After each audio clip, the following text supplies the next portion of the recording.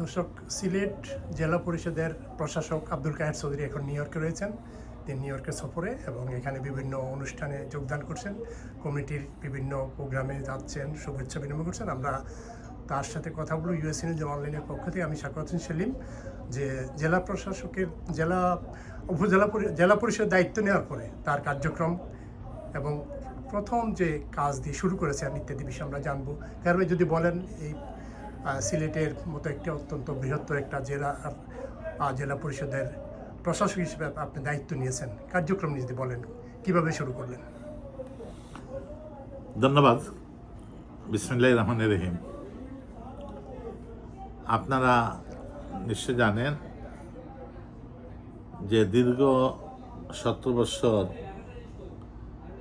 দেশের যে দুঃশাসন ছিল, সেই দুঃশাসনের অবসান ঘটিয়ে গত 12ই ফেব্রুয়ারি জনগণের প্রত্যক্ষ ভোটে বাংলাদেশের জনগণ নিরঙ্কুশভাবে বাংলাদেশ জাতীয়তাবাদী দলকে রাষ্ট্র ক্ষমতা পরিচালনার জন্য, সরকার গঠনের জন্য জনগণ বিএনপিকে দায়িত্ব দিয়েছে।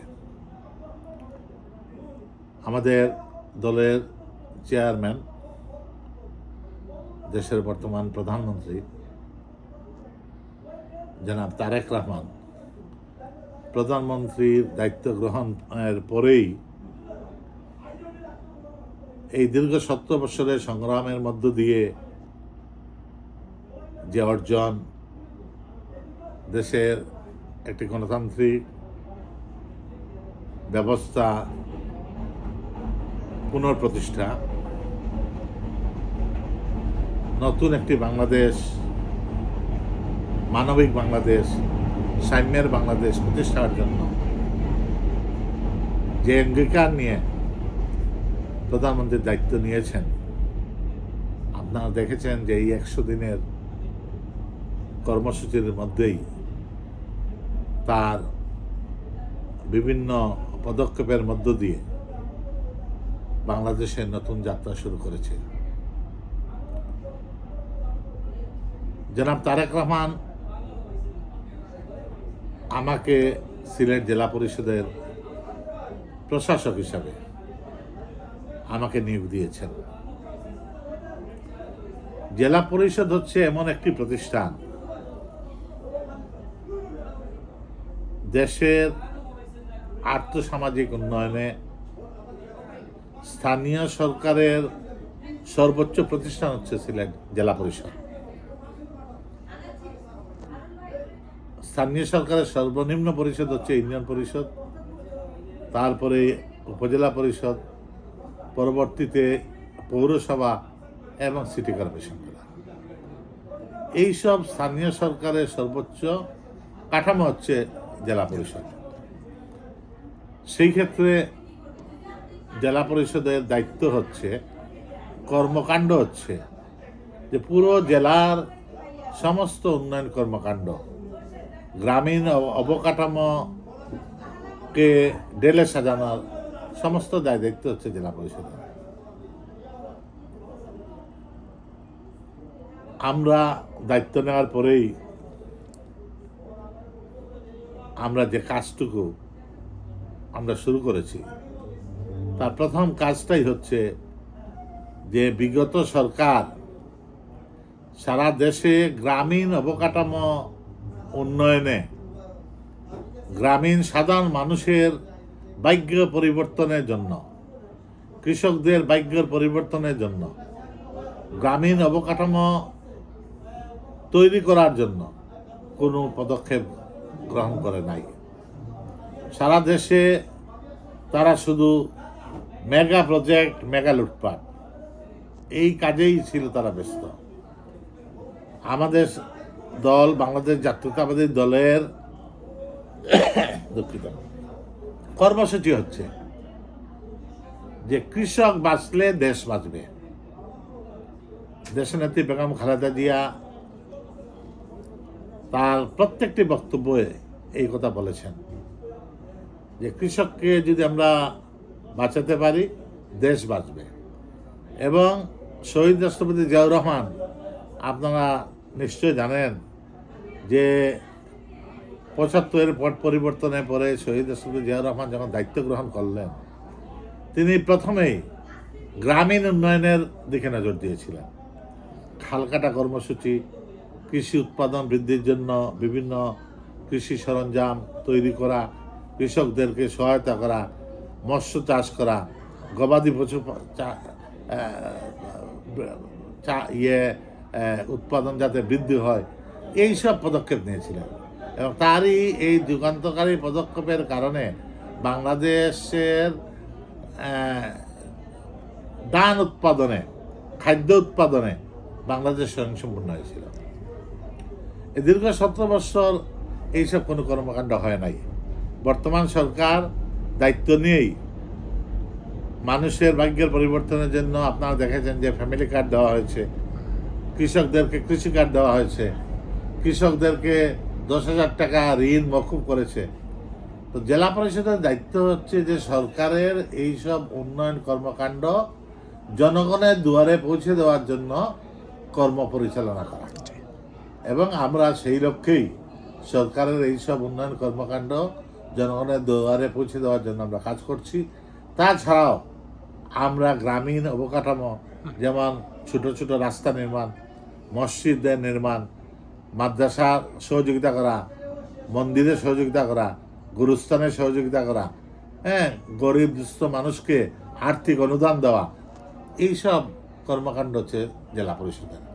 আপনারা জানেন যে আমরা যদি গ্রামীণ অবকাঠামো যদি আমরা তৈরি করতে পারি জেলা পরিষদের মাধ্যমে, তাহলে কৃষকরা তার উৎপাদিত ফসল সহজেই বাজারজাত করতে পারবে। রাস্তাঘাট যদি আমরা ছোট ছোট রাস্তাঘাট যদি নির্মাণ করে দেই, তাইলে সহজে কৃষকরা তার উৎপাদিত মূল্যের ন্যায্য মজুরি পাবে। এই ধরনের বিভিন্ন পদক্ষেপ নিয়েই আমরা এগোতে চাচ্ছি। আমি সিলেট জেলা পরিষদের দায়িত্ব গ্রহণের পরেই ইতিমধ্যে প্রায় 140টি প্রজেক্ট, এই 2 মাসের দায়িত্বকালীন সময়ে 140টি প্রজেক্ট অনুমোদন দিয়েছি। সিলেট একটি বিভাগীয় শহর, এই শহরে বিনোদনের কোনো জায়গা নেই। আমরা প্রবাসী অধ্যুষিত এলাকা, লক্ষ লক্ষ মানুষ প্রবাসে বাস করে, তাদের ছেলেমেয়েরা পরিবার নিয়ে যখন দেশে যায় তখন বিনোদনের কোনো জায়গা পাওয়া যায় না। সিলেট পর্যটন নগরী হিসাবে সারা দেশে সমাদৃত। পর্যটকরা, হাজার হাজার পর্যটকরা সিলেটে যায়, অথচ পর্যটনের জন্য কেন্দ্রগুলো পরিদর্শন করার পরে শহরে এসে বিনোদনের কোনো জায়গা পায় না। এত আমরা জেলা পরিষদের পক্ষ থেকে প্রায় 43 একর জায়গা নিয়ে সিলেটের ন্যাচারাল পার্কে আমরা যাতে একটা আধুনিক বিশ্বমানের একটি পার্ক তৈরি করা যায়, সেই লক্ষ্যে আমরা স্কিম হাতে নিয়েছি, মাস্টার প্ল্যান করেছি। ইতিমধ্যে 8 কোটি টাকা আমরা টেন্ডার দিয়েছি এবং আমাদের মাননীয় মন্ত্রী, সিলেটের কৃতি সন্তান খন্দকার আব্দুল মুক্তাদির সাহেব, মাননীয় বাণিজ্য মন্ত্রী খন্দকার আব্দুল মুক্তাদির সাহেব সার্বিক সাহায্য সহযোগিতা করবেন বলে আমাকে আশ্বস্ত করেছেন এবং উনি নিজে এই পার্ক ভিজিট করেছেন। 43 একর এয়ারপোর্টের পাশেই এই পার্কটি অবস্থিত। এই পার্কে নিয়ে আমরা একটা মাস্টার প্ল্যান করে আমরা একটা আধুনিক পার্ক আমরা তৈরি করব। সেখানে বাচ্চারা খেলাধুলার বিভিন্ন ইভেন্ট থাকবে, রাইডগুলা থাকবে, আপনার বোটিং থাকবে, এখানে রুফটপ থাকবে, ওয়াচ টাওয়ার থাকবে এবং ফুড কোর্ট থাকবে, এইভাবে কটেজ থাকবে। এই ধরনের বিভিন্ন কর্মসূচি নিয়ে আমরা এই পার্ককে সাজানোর চেষ্টা করছি। যদি আমরা এই পার্কটা আমরা তৈরি করতে পারি, তাইলে বিদেশ থেকে যারা আমরা প্রবাসীরা যাবে, তাদের ছেলে মেয়েকে নিয়ে অন্তত পক্ষে ঘন্টা 2 ওইখানে বেড়াতে গিয়ে তারা সেটা এনজয় করতে পারবে। তো এইভাবে বিভিন্ন পদক্ষেপ আমরা নিয়েছি। আমি দায়িত্ব নেওয়ার পরেই প্রায় 200 গরিব দুস্থ মানুষ যারা, অসুস্থ মানুষ যারা, দলের যারা ত্যাগী নেতা কর্মীরা রয়েছে, যারা বিগত স্বৈরাচারের বিরুদ্ধে দীর্ঘ সংগ্রামে জীবন বাজি রেখে তারা সংগ্রাম করেছে, যারা জুলাই যুদ্ধে আহত হয়েছে, তাদেরকে আমরা আর্থিক সহযোগিতা দিয়েছি। এই ধরনের পদক্ষেপ নিয়েই আমি সিলেট জেলা পরিষদকে একটি কার্যকর জনবান্ধব একটি পরিষদ গড়ে তুলতে চাই, যে পরিষদে সিলেটের মানুষ তাদের পরিষদ হিসাবে গণ্য করবে এবং তাদের সমস্ত অভাব অভিযোগ তারা এবং তাদের সমস্ত উন্নয়ন কর্মকাণ্ডে তারা যাতে জেলা পরিষদের মাধ্যমে তাদের এই দাবিগুলো বাস্তবায়ন আমরা করতে পারি, সেই লক্ষ্যে আমরা কাজ করব এবং সেই লক্ষ্যেই জনগণকে আমি সম্পৃক্ত রেখেই সিলেটের একটি সুন্দর নগরী, সুন্দর জেলা, একটি আদর্শ জেলা হিসেবে গড়ে তুলতে চাই। কাহের ভাই, যে আপনি দায়িত্ব নেওয়ার পরে 2 মাস হলো, তো এখানে প্রধান সমস্যাগুলো কি আপনার দৃষ্টিতে কি চিহ্নিত করেছেন যে এই সমস্যাগুলো সমাধান করবে, এই কাজগুলো অগ্রাধিকার ভিত্তিতে করা দরকার? সমস্যা তো অনেক, ভালো স্বাধীনতার প্রায় 60 বছরের কাছাকাছি আমরা কোনো ভালো সরকার হাতে মাত্র কয়েক বছর ছাড়া দেশে সবসময় অবৈধ ক্ষমতা দখলদার সামরিক শাসন ছিল। এরশাদের 9 বছর, পরবর্তীতে আওয়ামী লীগের 15 বছর। এই যে দুঃশাসন, অপশাসন, এইগুলা কারণে দেশের সর্বক্ষেত্রে যে জঞ্জাল তৈরি হয়েছে, দুর্নীতির যে বিস্তার ঘটেছে, সন্ত্রাস চাঁদাবাজের যে বিস্তার ঘটেছে, এইগুলা ওভারনাইট কিছু করা এই মুহূর্তে সম্ভব নয়। আমরা আমাদের উদ্যোগ, আমাদের লক্ষ্য, আদর্শ হচ্ছে যে সুন্দর একটি বাংলাদেশ গড়ে তোলা। সেই লক্ষ্যে আমরা কাজ শুরু করেছি। ইনশাল্লাহ আপনারা 1 বছরের মধ্যেই এইগুলা দৃশ্যমান দেখবেন। আর বিএনপি দায়িত্ব নেওয়ার পরেই আপনারা দেখেছেন যে আমাদের দলের কয়েক হাজার নেতাকর্মীকে আমরা যারা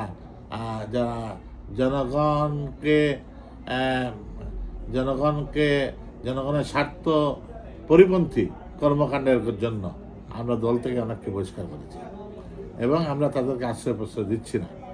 কোনো ধরনের দুর্নীতিকে আমরা একদম 0 টলারেন্সে আছি। আইন শৃঙ্খলা পরিস্থিতি দিনের পর দিন উন্নতি হচ্ছে। ইনশাল্লাহ আপনারা আগামী 1 বছরের মধ্যেই এই দৃশ্যমান দেখবেন বিএনপির এই দায়িত্বকালীন সময়ে দেশ আগাচ্ছে কিনা। আপনার জেলা পরিষদ প্রশাসক হিসেবে এখানে জেলা প্রশাসক, সিটি কর্পোরেশনের মেয়র, উপজেলা পরিষদ, এগুলোর সাথে কিভাবে সমন্বয় করে আসলে কাজটা করছেন? জেলা পরিষদের কাঠামোটা হচ্ছে যে যেহেতু এখনো নির্বাচন হয় নাই, সিলেটের যে 13টি উপজেলা রয়েছে, এই 13টি উপজেলার ইউএনও সাহেবরা জেলা পরিষদের সদস্য। এছাড়াও বিভিন্ন বিভাগীয় প্রধানরা রয়েছে, এলজিডি রয়েছে, শিক্ষা বিভাগ রয়েছে, তারপরে রোডসের লোকজন রয়েছে। এরা কিন্তু আমাদের এবং জেলা প্রশাসকের প্রতিনিধিরা রয়েছে, এরা হচ্ছে যে আমার পরিষদের সদস্য। এদেরকে নিয়েই সমন্বয় করেই, এদের মাধ্যমেই আমরা আমাদের কার্যক্রমগুলো পরিচালনা করি। পরবর্তীতে যখন নির্বাচন হবে তখন যারা ইউনিয়ন পরিষদের মেম্বাররা রয়েছেন, চেয়ারম্যানরা রয়েছেন, উপজেলা পরিষদের চেয়ারম্যান রয়েছেন, পৌরসভার কমিশনাররা রয়েছে, মেয়ররা রয়েছে, এদের সকলের বুথে চেয়ারম্যান নির্বাচিত হবে এবং জেলা পরিষদের মেম্বার নির্বাচিত হবে। এই নির্বাচিত প্রতিনিধিদেরকে নিয়েই তখন পূর্ণাঙ্গ একটি জেলা পরিষদ হবে, নির্বাচিত জেলা পরিষদ। তো আপনার আগে যিনি জেলা পরিষদের চেয়ারম্যান ছিলেন, তো ধারাবাহিকভাবে কি পেয়েছেন? সেখানে একটা পরিষদ ছিল, সেখানে সারা দেশেই আওয়ামী লীগের আমলে জেলা পরিষদ যেটা ছিল, যিনি দায়িত্বে ছিলেন, জেলা পরিষদকে দলীয় কার্যালয় হিসেবে ব্যবহার করেছেন। ওনার দলের মিছিল, মিটিং, সমস্ত কার্যক্রমই, আর জেলা পরিষদে যারা দায়িত্বে থাকে স্বাভাবিকভাবেই জেলার প্রেসিডেন্ট সেক্রেটারি এরাই জেলা পরিষদের চেয়ারম্যান হয়। তো সেই ক্ষেত্রে আওয়ামী লীগের সেক্রেটারি যিনি ছিলেন তিনি জেলা পরিষদ চেয়ারম্যান ছিলেন, দলীয় কার্যালয় হিসেবে উনি এখানে ব্যবহার করেছে এবং তার সমস্ত কর্মকাণ্ডই যাই ছিল তাদের দলীয়করণের মধ্য দিয়েই এগুলা করেছিলেন। আমি দায়িত্বকালীন সময়ে প্রথম দিনে আমি বলেছি যে এখানে আমি জেলা পরিষদের দায়িত্বভার নেওয়ার পরেই আমি ওয়াদাবদ্ধ, সরকারের কাছ থেকেও আমি ওয়াদাবদ্ধ, জনগণের কাছে আমার ওয়াদা যে জেলা পরিষদকে আমি জনগণের জেলা পরিষদে গড়ে তুলতে চাই। এখানে দলীয় কোনো কার্যক্রম চলবে না। দলের কার্যক্রম আমি জেলা পরিষদের বাইরে গিয়ে করব। জেলা পরিষদকে দুর্নীতিমুক্ত একটা জবাবদিহিতায় আওতায় আনবো এবং সেই লক্ষ্যে আমি কাজ করে যাচ্ছি। ইনশাল্লাহ আমি আমার রাজনৈতিক জীবনে কখনো কোনো অনিয়ম, দুর্নীতি, কোনো ধরনের লোভ লালসা আমাকে আমার গায়ে লাগে নাই।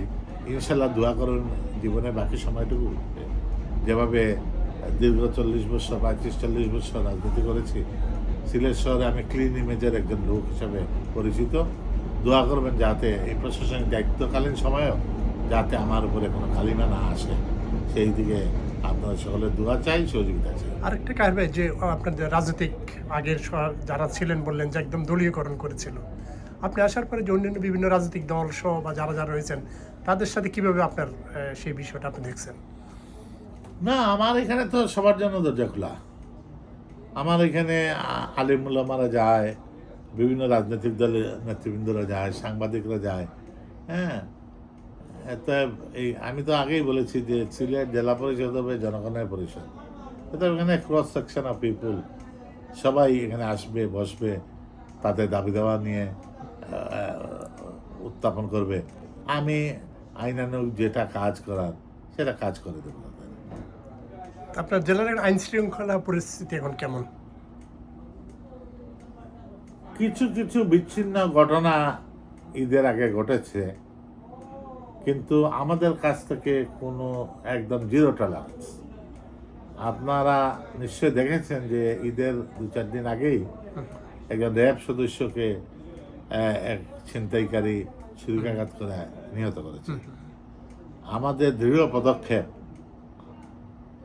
কারণে এবং প্রশাসনের শক্ত ভূমিকার কারণে আমরা কয়েক ঘন্টার মধ্যে যে এই কাজটি করেছে সেই ছেলেকে আমরা গ্রেফতার করতে পেরেছি এবং একই রাত্রেই আমরা 24 ঘন্টার মধ্যে প্রশাসনকে ডেকে বলেছি 24 ঘন্টার মধ্যে সিলেটে আইন শৃঙ্খলা পরিস্থিতি যত গ্যাং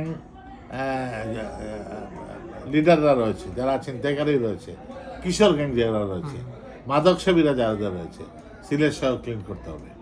এবং সেই লক্ষ্যে আমাদের সিভিল প্রশাসন, পুলিশ প্রশাসন, পুলিশ, র্যাব যৌথভাবে অভিযান চালাচ্ছে এবং কয়েক শত ছিনতাইকারী, মাদকসেবী, অনলাইন জুয়া খেলার যারা এদেরকে গ্রেফতার করেছে এবং সবাইকে আইনে আওতা আনা হচ্ছে। এদের ব্যাপারে কোনো ছাড় নেই। আমাদের কোনো কেউ তদবির করতে পারবে না। আমাদের স্পষ্ট নির্দেশনা। আমাদের মন্ত্রী মহোদয় 2 জনই অত্যন্ত এই ব্যাপারে কঠোর। আমরা আমি সহ যারা আমরা এমপিরা রয়েছেন, আমরা সবাই এই ব্যাপারে একমত। এবং আরেকটা কথা বলে রাখি যে আমাদের সিলেটের ডিভিশনে 19টি আসনের মধ্যে 18টি আসন আমরা দানের শীষের পক্ষের প্রার্থী জয়লাভ করেছি।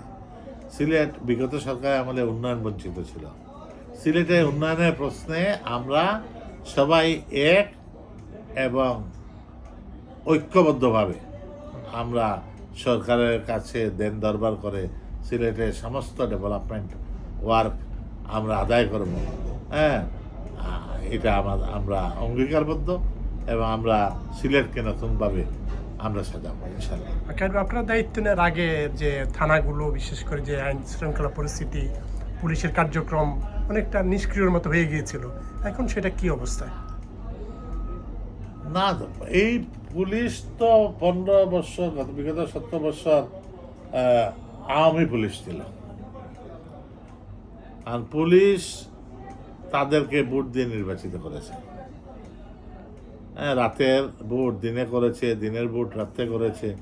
এগুলো সবই অসৎ পুলিশ কর্মকর্তা কর্মচারীদেরকে দিয়ে এই কাজটুকু করিয়েছে, যার জন্য পুলিশ কোনো জবাবদিহিতার আওতায় ছিল না। এখন বর্তমান সরকার জনগণের ভোটের সরকার এতে পুলিশকেও, সরকারি কর্মকর্তা কর্মচারীদেরকেও জবাবদিহিতার আওতায় আনা হয়েছে। ইনশাল্লাহ পুলিশের মধ্যে যারা ভালো পুলিশ ছিল তাদের অনেকের মনোবল ভেঙে গিয়েছিল। এইটা আস্তে আস্তে আমরা পুলিশ ছাড়া তো দেশ শাসন করা যাবে না। দেশের আইন শৃঙ্খলা রক্ষা করতে হলে পুলিশ দরকার। তবে যারা অসৎ দুর্নীতিবাজ পুলিশ রয়েছে, যারা ফ্যাসিস্ট সরকারকে সহযোগিতা করেছে, যারা আমাদের জুলাই যুদ্ধে নির্বিচারে যারা মানুষ হত্যা করেছে, তাদের সকলকেই আইনের আওতায় আনা হয়েছে। যারা বাকি রয়েছে তাদেরকে আইনের আওতায় আনা হবে এবং পুলিশকে আমরা নতুনভাবে ঢেলে সাজাতে চাই। এবং সেই লক্ষ্যে আমরা আমাদের নেতা জনাব তারেক রহমান সাহেব কাজ করছেন।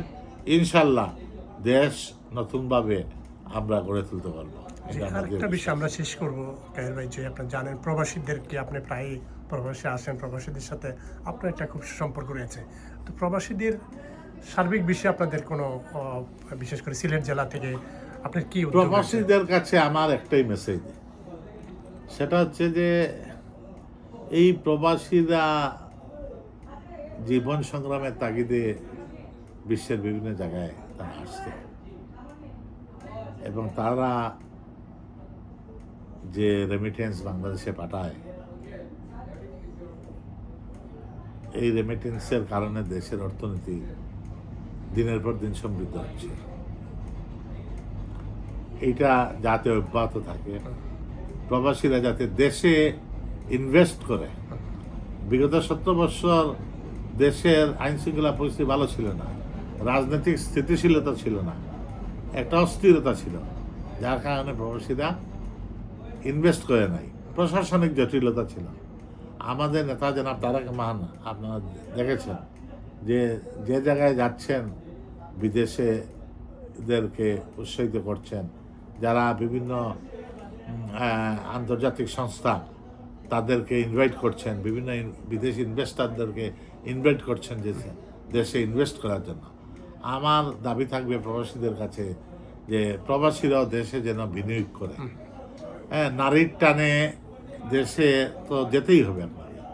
এটা দেশের সুন্দর সুষ্ঠু পরিবেশ যদি থাকে, অনেক অপরচুনিটি আমাদের রয়েছে। আমাদের যদি আমাদের 16 কোটি দেশের মানুষ আমরা এই যুব সমাজকে যদি আমরা ট্রেনিং দিয়ে বিদেশে আনতে পারি, ট্রেনিং সেন্টার আমরা করতে পারি, নার্সিং, যেমন নার্সিং প্রোগ্রাম, যদি আমরা নার্সিং ইনস্টিটিউট আমরা প্রবাসীরা ইনভেস্ট করে ইনস্টিটিউট গড়ে তুলে, নার্সদের বিশাল ভূমিকা রয়েছে সারা পৃথিবীতে, চাহিদা রয়েছে। টেকনিক্যাল লোকজন যারা আছে, তাদেরকে ট্রেনিং দিয়ে এখানে পাঠাতে পারে, আইটি সেক্টরে বিশাল ভূমিকা রাখতে পারে। এই জন্য আমি বলবো যে বেসরকারি খাতে বিনিয়োগের জন্য প্রবাসীদেরকে আমি আহ্বান জানাবো। প্রবাসীরা দীর্ঘদিন এখানে স্বৈরশাসনের বিরুদ্ধে সংগ্রাম করেছে, আন্দোলন করেছে, তাদের অনেক ত্যাগ তিতিক্ষা। আমরা তাদেরকে সেলাউট জানাই। এই বিগত দিনে তারা আন্দোলন সংগ্রাম করেছে এবং রেমিটেন্সে যেভাবে তারা আমাদেরকে সহায়তা করছে, রেমিটেন্স দিয়ে, তো দেশ গড়ার ক্ষেত্রে তাদের বিশাল ভূমিকা। এত তাদেরকে আমরা আহ্বান জানাবো যে আসুন, দেশে ইনভেস্ট করুন, দেশকে উন্নত করুন। এবং এইখানে যারা পৃথিবীর বিভিন্ন জায়গায় যারা রাজনীতি করছেন, আমি আহ্বান জানাবো যারা এই জেনারেশনের ছেলেমেয়েরা যারা রয়েছে সবাই লেখাপড়া করছে। এই জেনারেশনের ছেলেমেয়েরা ভালো ভালো অবস্থানে রয়েছে। আমেরিকাতে, এই নিউ ইয়র্কেই বিভিন্ন অফিস আদালতে, বা এমন কোনো অফিস নাই যেখানে বাংলাদেশের ছেলেমেয়েরা নাই। ইঞ্জিনিয়ার বলেন, এই ডাক্তার বলেন, ব্যবসা ক্ষেত্রে বলেন, সর্বক্ষেত্রেই, অফিসিয়াল ক্ষেত্রে গেলেন, পুলিশ বাহিনীতে বলেন, সব জায়গায় বাংলাদেশি ছেলেরা ভালো অবদান রাখছে। আমি বলবো যে যারা এখানে লেখাপড়া করছে তারা মেইন স্ট্রিমের পলিটিক্সে যেন যায়। আমেরিকা থাক, অসুবিধা নাই, কিন্তু মেইন স্ট্রিমের পলিটিক্সে যদি যায়, অন্ততপক্ষে নারীর টানে হলেও একসময় বাংলাদেশকে তারা প্রতিনিধিত্ব করবে। এখানে যদি এমপি হয়, কাউন্সিলর হয়, এরাই তো বাংলাদেশি বংশধর, এরাই তো একদিন এখানে আপনার দেশের প্রেসিডেন্ট হতে পারে। আমাদের অনেক মেধা রয়েছে। তো এই জন্য আমি বলবো যে প্রবাসীদেরকে যে আপনার দেশে বিনিয়োগ করেন এবং এইখানে যারা এই জেনারেশনের ছেলেরা আছে তাদেরা যেন মেইন স্ট্রিমের পলিটিক্সে এখানে আওয়ামী লীগ বিএনপি এগুলা করার বেশি দরকার নাই। হ্যাঁ, দেশে করবে, দেশে রাজনীতি করবে, কিন্তু এইখানে মেন স্ট্রিমে পলিটিক্সটা করো, এটাই আমার একটা আহ্বান থাকবে। যদিও অনেককে এইটা অপ্রিয় হলে সত্য, যে অনেকে এইটা পছন্দ করবে না, আমি বলবো তারপরেও আমাদের ছেলেমেয়েরা যদি এখানে মেন স্ট্রিমে পলিটিক্সে যায় অনেক আগাতে পারবে। ধন্যবাদ। অনেক ধন্যবাদ কাইম আপনাকে সময় দেওয়ার জন্য।